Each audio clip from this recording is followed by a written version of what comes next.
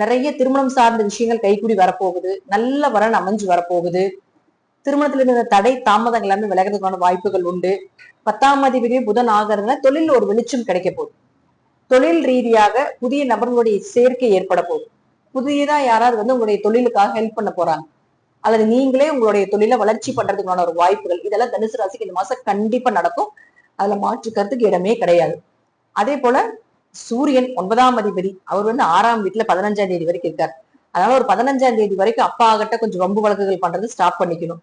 அப்பாவோடைய உடல்நிலையில கொஞ்சம் கவனமா இருந்துக்கோங்க. கரெக்டா மெடிசனா, கரெக்டா ட்ரீட்மெண்டா, கரெக்டா இந்த டேட்ல நீங்க அந்த அப்பாயின்மெண்ட் போட்டு டாக்டர் போய் பார்க்கணுமா, இதெல்லாம் கரெக்டா பாத்துக்கோங்க. தடை தாமதம் பண்ண வேண்டாம் இந்த மாசம். அப்பா ரீதியாக, அப்பா உறவுகள் ரீதியாக, இதெல்லாம் 15ஆம் தேதி வரைக்கும் தான்.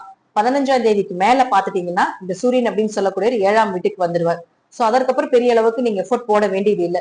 சோ கொஞ்சம் 15ஆம் தேதி வரைக்கும் அப்பா உறவுகள் மூலமாக வரக்கூடியது எல்லாமே கொஞ்சம் இந்த மாசத்திலேயே கொஞ்சம் மிதமா கொண்டு போறது என்பது நல்லது. ஓவர் எஃபர்ட் போட்டு மாட்டிக்கவும் வேண்டாம் அப்படிங்கிற அமைப்புகள் உண்டு. குரு சார்ந்த விஷயத்துல ஒரு குரு வழிபாடு வைத்துக் கொள்வது எல்லாமே கொஞ்சம் இந்த தனுசு ராசிக்கு இந்த மாசம் கொஞ்சம் சக்சஸ் கொடுக்கறதுக்கான ஒரு அமைப்புகள் உண்டு. சிவன் வழிபாடு அதிகமா பண்ணுங்க.